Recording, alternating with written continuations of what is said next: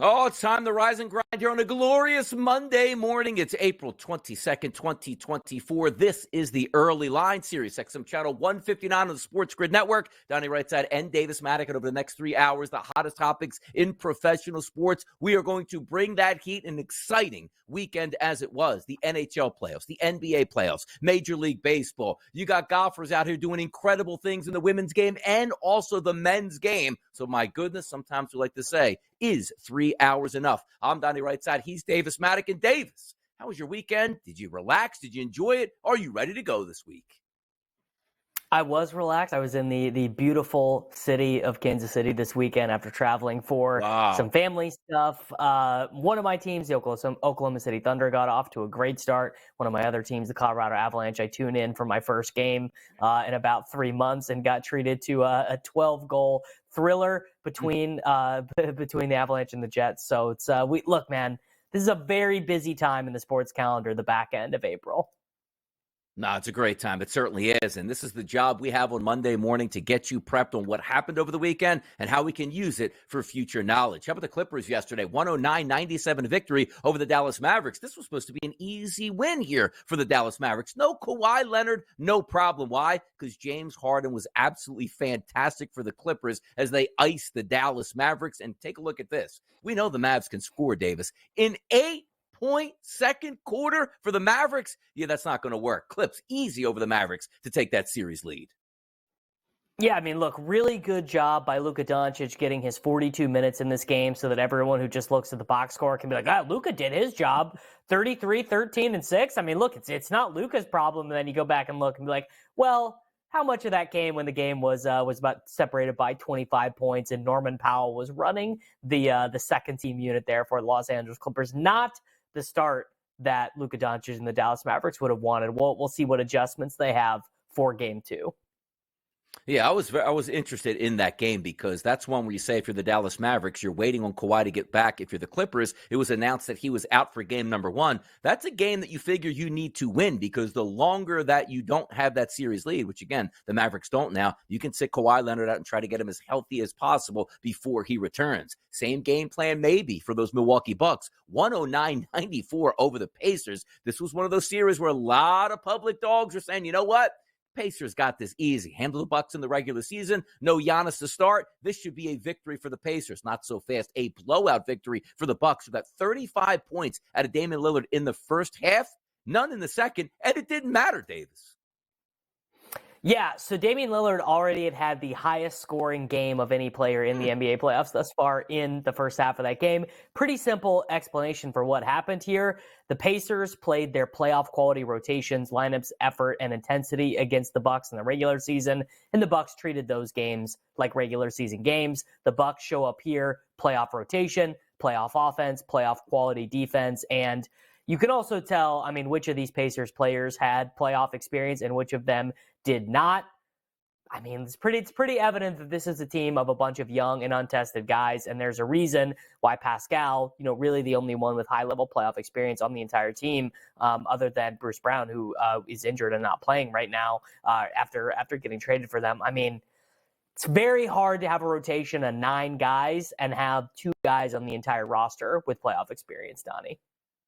I got to tell you on this one, disappointing here because, yes, Siakam played 40 minutes, 15 of 25, and 36 points. If you'd have just gave me that score in the box score, I'd say, yeah, the Pacers probably surrounded him with some pretty good efforts. They didn't here, and I don't know what happened with Tyrese Halliburton. 38 minutes, only shoots 7 times, 1 for 3 from three-point range, doesn't get to the free throw line, scores 9 points in this game. You need more than that here because when you're taking a look at the Bucks, we expected that Damian Lillard was going to shoot a lot, and he did, 24 shot attempts, but it was kind of interesting where he gets 35 in the first half, none in the second. But again, it didn't matter at all. You won the first quarter, being the Bucks, by 9 points. The second quarter, you won by 18 points. It was over at halftime here. We never got that incredible pace out of the Pacers. We'll see what happens in game number 2. Probably an expected performance in the Garden, a place that the Boston Celtics rarely ever lose, going 37-4 in the regular season. Easily dispatched the Miami Heat, who did not have Jimmy Butler in this game, 114-94. The Miami Heat come out in this game. You know what? We're going to match up in a zone. The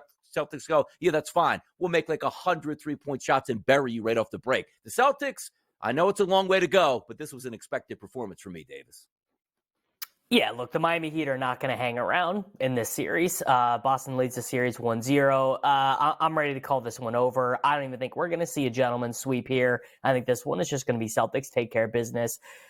You know, I'm a big fan of Tyler Hero. We talked about it when we did the show last week, but there is a lot of evidence that Tyler Hero is probably an 82-game player and not a 16-game player. Jimmy Butler, maybe not the greatest 82-game player, but one of the greatest 16-game players in the NBA right now. You miss that guy. You try and run the offense through Tyler and through Bam. It just really doesn't work. I mean, the team shot 32%. They only from three. They only made 12 threes in the entire game. Boston made 22 threes in this game, shot 44% from three. Sam Hauser is out there in 14 minutes, looking like, really like his counterpart on the Heat, Duncan Robinson.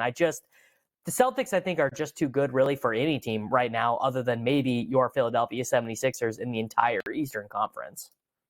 I had multiple three-point prop parlays, and the only one that I did not hit, the player, I should say, was Jason Tatum. He went 1 of 8. I needed him to make 2 3-point shots.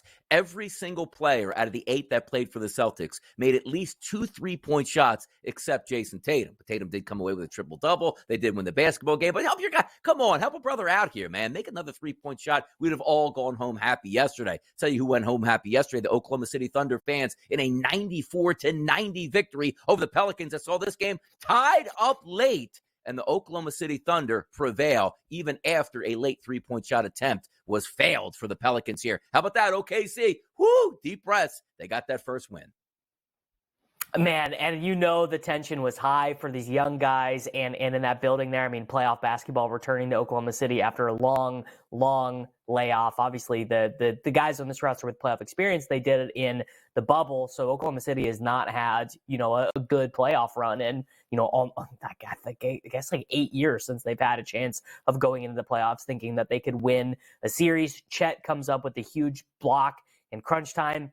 Giddey does not play particularly well, ends up spending a lot of time on the bench for Isaiah Joe and Kaysen Wallace to come in for him. But Jalen Williams was awesome in this game. And Shea, definitely not his best shooting game, but the thing you can say about him was he never stopped coming, ends up getting 24 shots off in this game. I think now that Oklahoma City got this, the escape by the hair of their chin win, I think this one, I'm going to put this in the same bucket as the Celtics. I think this one is over. They had their nervous moment. They overcame it. I think this is a 4 or 5 game series.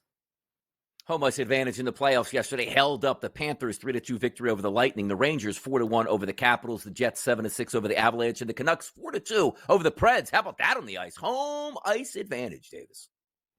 Home ice advantage. I think we're going to get treated to some pretty good hockey in these rounds. A 13-goal thriller between the Avalanche and the Jets. I was locked in to that one. Look, it was a little bit discouraging watching. It was so frenetic, which you don't see a ton when you're watching regular season hockey. But hoping Colorado's able to extend that. There you go. And how about this? Major League Baseball. The Dodgers bouncing back. Don't hear that terminology too much. A 10-0 victory over the New York Mets yesterday. A complete shutout there. Glasnow goes 8 innings pitched, 7 hits, 0 earned runs, and 10 Ks. A masterful performance. And also, how about this? More mastery here. Golf. Take a look at Nelly Korda. 5 straight victories, going for number 6 next week. And Scotty Scheffler, if you thought he was dead and buried over the weekend, if you woke up on Sunday, what? Scheffler has the lead, and we actually have golf going on live right now at the RBC, Davis. How about that, huh? Phew. I needed Colin Morikawa to pull this one out, but Scotty Scheffler, man, he is inevitable. There's nothing you can do about this guy when he's feeling it. It's pretty crazy, man. Yeah, like Scheffler was down 7 to 8 shots heading into the weekend and is easily going to win the RBC. And that's off a Masters performance. The guy doesn't let down here. He's going to win every golf tour. Is he Tiger right now? That's what the people are saying. Let's get back to the NBA and have some fun and recap what happened over this past weekend right here on the Early Line.